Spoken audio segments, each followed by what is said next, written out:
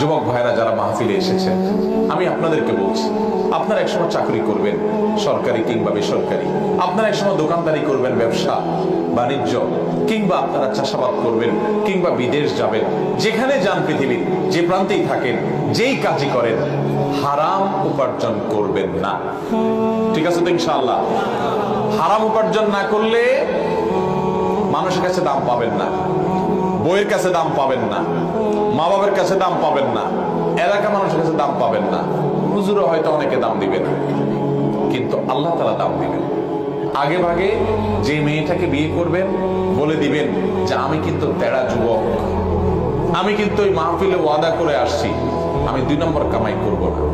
ডাল ভাত খেয়ে থাকা লাগতে পারে, অনেক সময় ডালও থাকবে না, এমনও হতে পারে লবণ ভাত খেয়ে থাকা লাগতে পারে, মরিচ ভাত খেয়ে থাকা লাগতে পারে। রাজি থাকলে আসো, এগুলা কোনো মুখরোচক গল্প শোনাচ্ছি না তোমাকে। আমি কিন্তু 2 নম্বর কামাই করব না, অতএব কামাই কম হবে, কষ্ট হবে। চাইলে আসো, আর না হলে এখনো রাস্তা মাপতে পারো। আমাকে আইসা শাড়ি চুড়ির ডিমান্ড দিবা, অন্য চোরদের বউ, ডাকাতদের বউ, দুর্নীতিবাজদের বউ, তারপর রিলিফ চোরদের বউ, হারামখোরদের বউ, তাদের মতো দেখে দেখে কম্পিটিশন করতে পারবা না। তুমি আমার বউ হতে হলে, হালাল খোরের বউ হতে হলে, তুমি সকল লোভ ছেড়ে দিয়ে সততার উপরে থাকার নিয়ত করতে হবে, কষ্ট করে চলার নিয়ত করতে হবে। তবে যারা কষ্ট করে চলার নিয়ত করে, আল্লাহ তাআলা এদেরকে সবচেয়ে সুখে রাখেন, শুধু আখিরাতে না দুনিয়াতেও।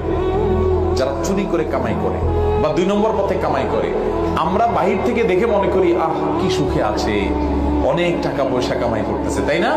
কি গাড়ি বাড়ি চকচক করতেছে, পক পক করতেছে।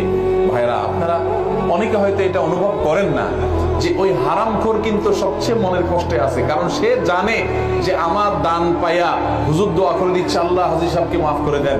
হাজী সাহেব জানে আমি একটা চোর, হাজী সাহেব জানে আমি একটা দুর্নীতিবাজ, আমি একটা 2 নম্বর মানুষ। আর হুজুর আমারে পাম্প করতে দিলে কি হবে? মৌলবী তো জানে না যে আমার সব 2 নম্বর পয়সা। এই জন্য এটারে বলে অপরাধ বোধের অদৃশ্য দাহন, জ্বালা ভিতরে ছটফট করতে থাকে। মানুষ বলে হাজী সাহেব, সে মনে মনে কাটে আমি কিভাবে কামাই করছি আমি না জানি। ভাইরা আমার, এই যন্ত্রণা তাকে কুরে কুরে শেষ করে। আর সৎ মানুষ তাকে যাচ্ছে না, পুছে না, দাম দেয় না, কিন্তু তার ভেতর থেকে একটা ফিলিংস পায়, কি জানেন? যে আলহামদুলিল্লাহ আমার প্রতিটা পয়সা টনটন করে বাঁচবে, আমি হারাম কোনো টাকা কামাই করি নাই, হারামের সাথে কম্প্রোমাইজ করি নাই, চলে কষ্ট করি, মানসিক শান্তি পায়। এই জন্য নবী সাল্লাল্লাহু আলাইহি ওয়াসাল্লাম বলেছেন, লাইসাল গিনা বিকাথরাতিল আরদ ওয়ালাকিন্নাল গিনা গিনান নাফস।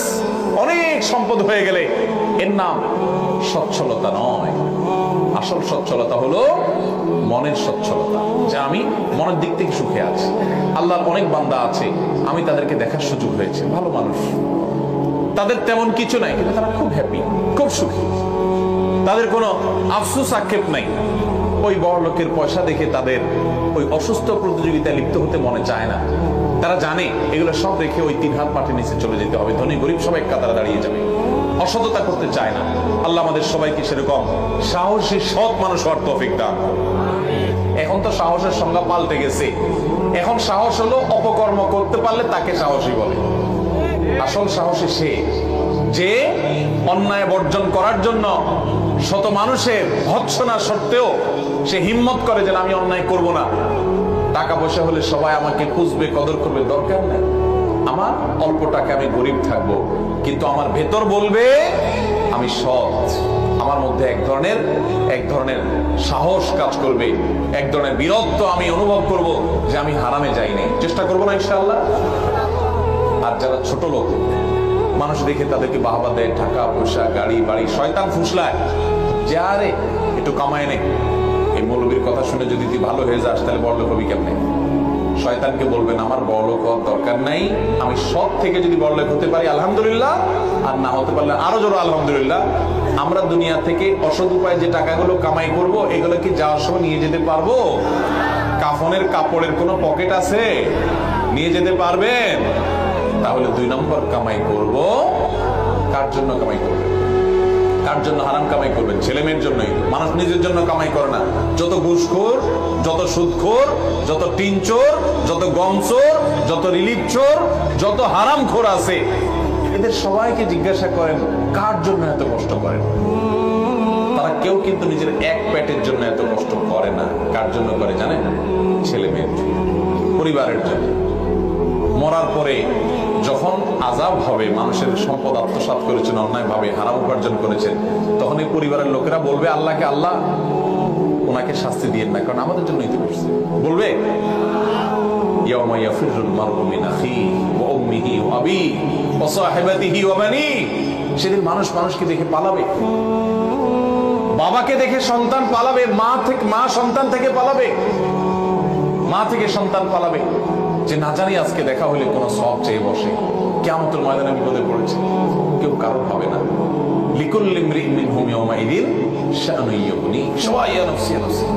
অতএব আমি হারাম যাদের জন্য কামাই করব, তারাও কিন্তু এর দায়ভার বহন করবে। তার চেয়ে বড় নির্বোধ কে আছে যে যাদের জন্য চুরি করে ওরাও তার দায় নেয় না? এর চেয়ে বড় বোকার কেউ আছে? তাহলে আসুন আমরা আজকের মাহফিলে শপথ করি, আমরা দুর্নীতি মুক্ত বাংলাদেশ গড়ব ইনশাআল্লাহ। আমরা নিজেরা দুর্নীতি করব না, দুর্নীতি সইব না, দুর্নীতিকে প্রশ্রয় দিব না। একটা কাজ আদায় করতে গিয়ে কষ্ট করা লাগে, কষ্ট করব, তারপরেও ঘুষ দেব না। ঠিক আছে না ইনশাআল্লাহ? আল্লাহ আমাদের সবাইকে সেরকম সাহসী সৎ মানুষ হওয়ার তৌফিক দান করুন।